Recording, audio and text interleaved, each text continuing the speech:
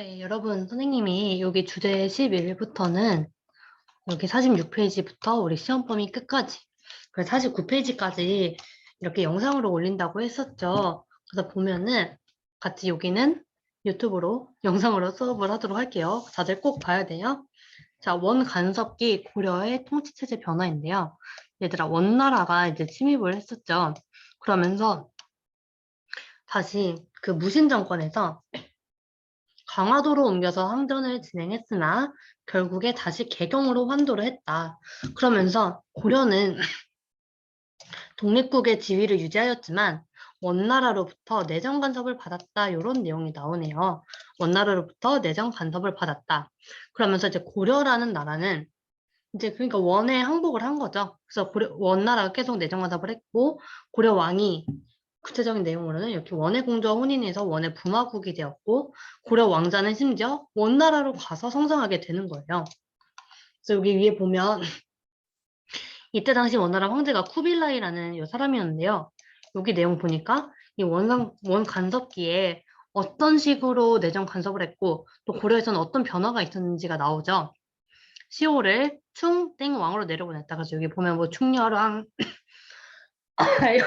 충선왕, 충정왕 이렇게 나오는 거죠. 이 충자는 원나라에 충성한다라는 의미에서 이렇게 충을 한 거고, 원래 우리가 그 고려왕 3명 봤었던 게 태조, 광종, 성종처럼 뒤에 조나 종으로 끝나는 거는 그 이제 황제의 입장에서, 그러니까 황제가 죽었을 때 그렇게 이름을 붙이는 거거든요. 그런데 이제 왕으로 된 거는 사실 황제 밑에 있는 게 왕이에요. 중국에서 왕. 그렇기 때문에 황제의 신하에 해당하는 왕이라는 시호를 사용하였다라는 말이 나오는 거예요. 여기 아래 보면 특히 이제 구체적인 내용이 계속 나오는데요.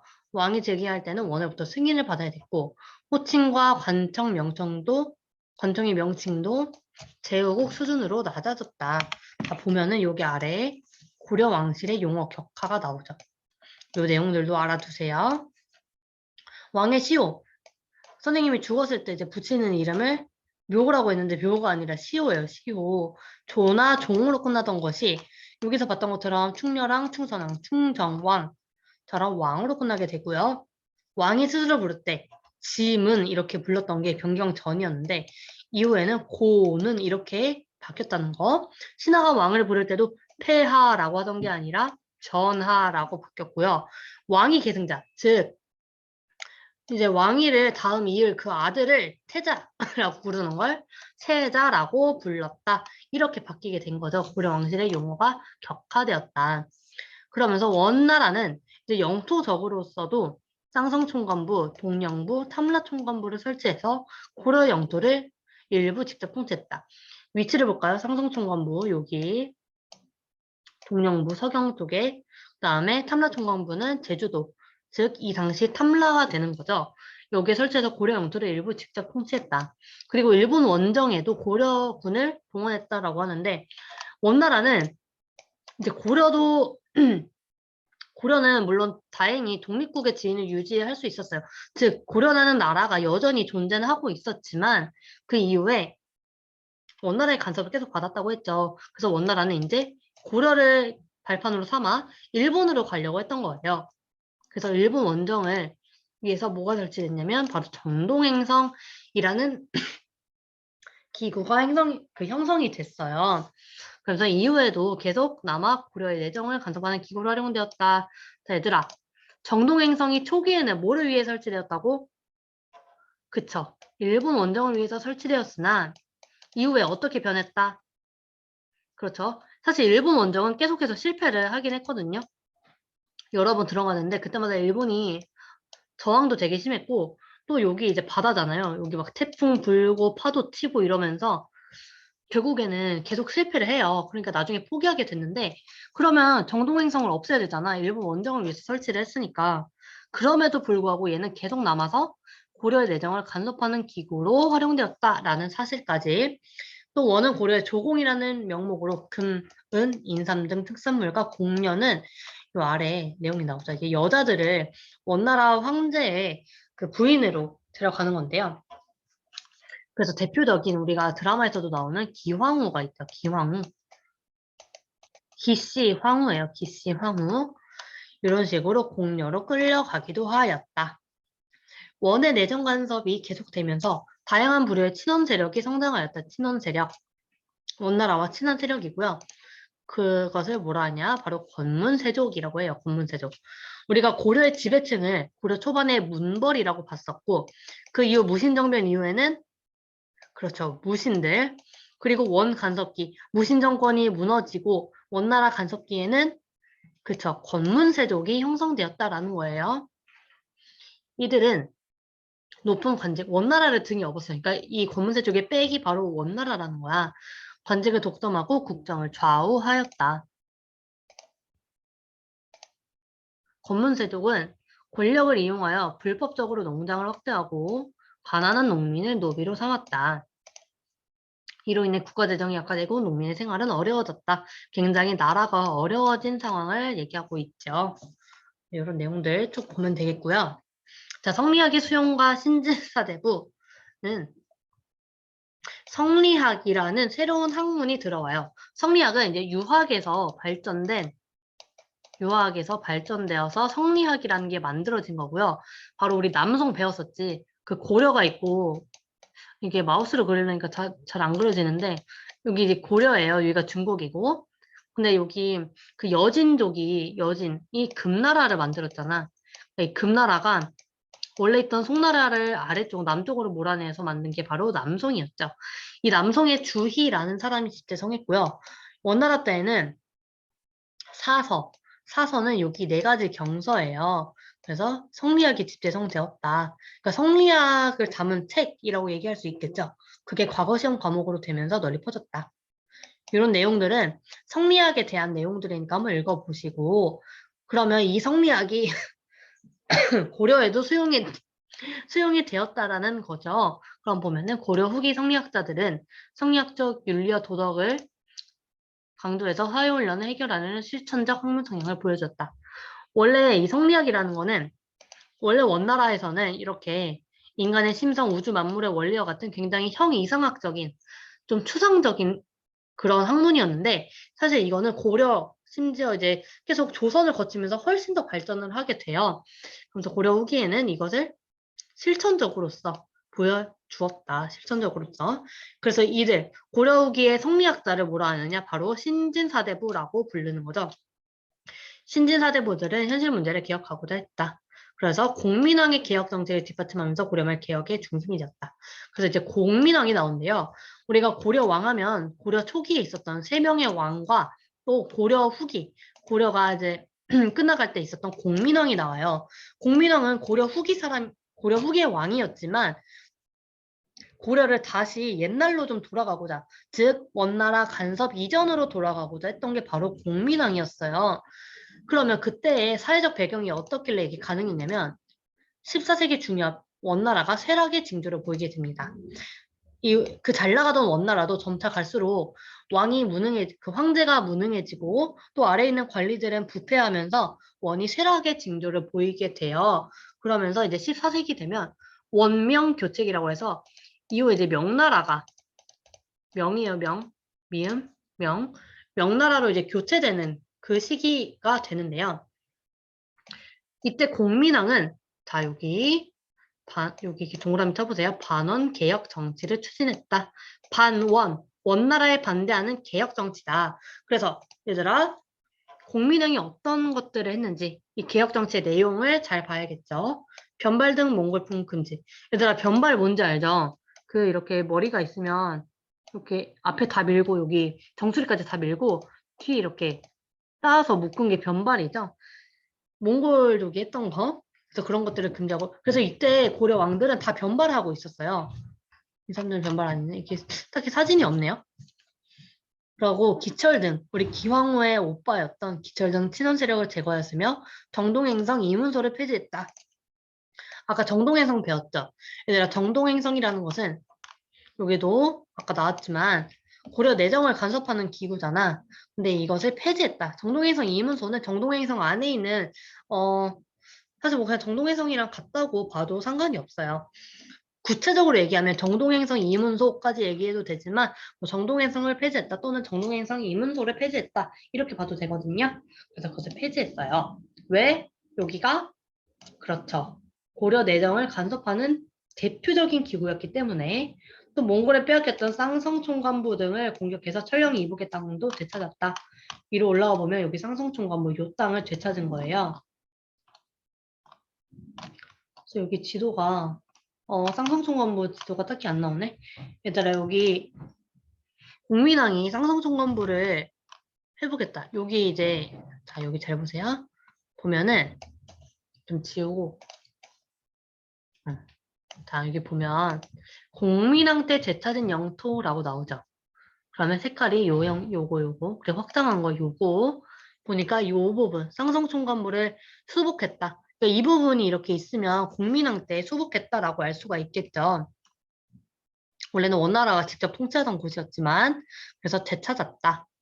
공민왕은 신돈을 등용해서 전민 변정도감을 설치하였다. 이거는 우리가 광종 때 봤던 그 노비왕건법이랑 비슷해요. 노비왕건법이랑 비슷한데 차이점은 전민 변정도감은 여기에서도 이제 보면 알 수 있듯이 부유하고 힘 있는 자들이 백성이 제대로 농사지어오던 땅을 빼앗아버렸다라고 얘기했죠. 즉 여기서 부유하고 힘 있는 자, 얘들아 고려 후기 원나라 간섭기에 부유하고 힘 있는 자들을 뭐라고 할 수 있었을까요? 원나라랑 친한 애들? 그렇죠. 권문세족이었죠. 권문세족들. 이 불법적으로 빼앗은 땅이라든지 빼앗은 토지를 원래 주인에게 돌려주고 노비로 전락한 양인의 신분을 회복했다. 이 내용은 그 광종 때 노비원건법이랑 비슷한데 여기 앞에 보니까 불법적으로 빼앗은 토지를 돌려주었다. 이 내용이 더 추가가 된 거죠. 이게 바로 전민변정도감. 그리고 신분을 회복하면서 이것은 이제 권문세족의 세력 기반을 약화시키는 그런 내용이 되는 거예요. 자, 또한 우리 고려 후기에 이렇게 성리학이 들어왔다고 했죠. 그래서 성균관을 정비하고 성균관은 그 유학을 가르쳤던 고려 시대의 학교예요. 성균관을 정비하고 유학 교육을 강화해서 인재를 양성하였다. 공민왕의 개혁 정치는 환영받았으나 굉장히 미약한 상태에서 권문세족의 반발에 부딪혀 실패했다. 얘들아 성공 실패? 실패했다. 그리고 여기서는 이제 원나라에서 활동한 지식인이라고 해서 안양과 이재현 이들은 성리학과 관련된 사람들이라고 보면 돼요. 성리학자들, 안양, 이재현. 그리고 여기는 원이 고려 문화에 끼친 영향이라고 해서 이런 석탑이 나오고 이런 게 나오는데 얘들아 여기 이걸 보면 여기 있었네 그림이. 공민왕인데요. 아까 고려 왕들은 변발을 한다고 했었죠. 그래서 여기 이렇게 변발을 하고 있는 공민왕의 모습이 보입니다. 자, 이제 이 다음 48페이지로 가볼 건데요. 지금 이제 고려 말이라고 했고 원나라는 쇠퇴하고 있을 때였죠. 얘들아 원나라가 쇠퇴할 때 원나라 내부에서는 홍건적의 난이 발생을 했어요. 원나라에서. 그래서 이 홍건적들이 사실 자기 나라에서만 이렇게 반란을 일으키면 좋은데 고려까지도 들어오게 되는 거예요. 홍건적은 이제 머리에 붉은 두건을 이렇게 둘렀다라고 해서 홍건적이라고 부르는데 이들이 이렇게 고려에도 침입을 했다. 또 위로는 홍건적이 들어오고 여기 아래쪽으로는 일본 왜구가 들어오기 시작을 했어요. 그래서 백성들이 큰 피해를 입었고 이때가 이제 14세기라고 했죠. 원이 수약했는 일부가 들어왔다. 그래서 얘들아 심지어 홍건적의 침입으로 고려는 한때 수도 개경이 함락되기도 했고 공민왕이 안동 어디 있죠? 여기 안 나오네. 여기 경상도 쪽에 안동이 있죠. 여기가 강릉이니까 강원도 요 아래쪽이겠죠? 공민왕이 안동으로 피난을 가기로 했다. 해안 지역 요 아랫부분에서는 왜구가 약탈을 했고 세금 운반하는 조은선을 약탈해서 재정을 어렵게 했다. 한편 자 요 부분 잘 보세요. 최영이나 이성계와 같은 신흥 무인 세력이 홍건적과 왜구를 토벌하는 과정에서 큰 활약을 했다. 자 얘들아 신흥 무인 세력 누구? 최영, 이성계. 보면은 여기 홍건적을 격파한 내용들 뭐 안후 이방실 나오고요. 여기 나오죠. 이제 최영, 이성계가 홍건적을 격파한 내용. 그러면서 백성의 신망을 얻었고 이들이 점차 성장하는 거. 그래서 얘들아 고려 말에 새롭게 성장한 세력 두 가지를 말하시오 하면은 아까 위에서 봤던 성리학을 배운 그렇죠. 신진사대부. 그리고 방금 홍건적과 왜구를 무찌르면서 성장했던 신흥무인 세력 이렇게 두 가지를 얘기할 수가 있겠죠. 자, 이제 국제 정세 변화와 고려의 멸망. 이제 고려가 멸망인데요.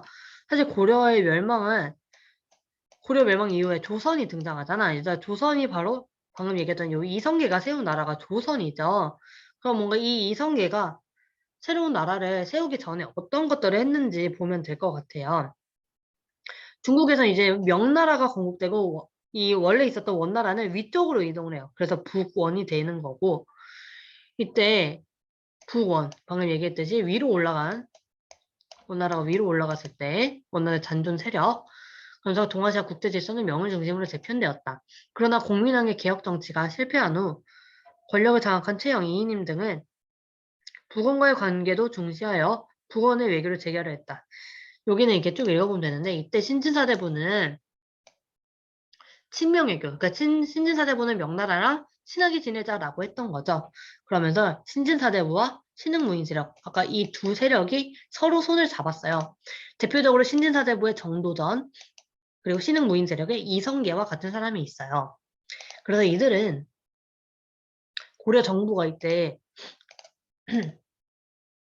명나라가 천령 이북의 땅을 빼앗으려고 했거든요, 명나라가. 그래서 이에 반발해서 요동 지역이 지도에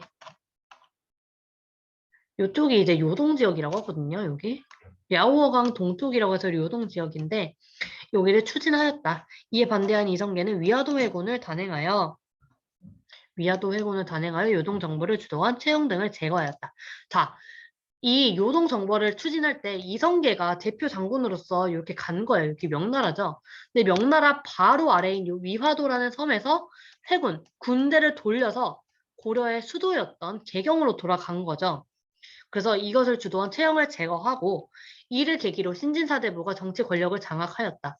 그런데 이들이 두 가지로 분열되었는데 결국 정도전 등 이런 급진파와 온건파, 얘들아 급진파는 새로운 왕조를 세우자. 온건파는 그렇죠. 고려 왕조를 그대로 두되 개혁을 하자라고 했던 거예요. 그래서 결국 정도전이라는 요 급진파가 이겨서 이성계를 왕으로 추대하여 새로운 왕조인 조선을 건국했다라고 하면서 이렇게 내용이 끝나게 되죠.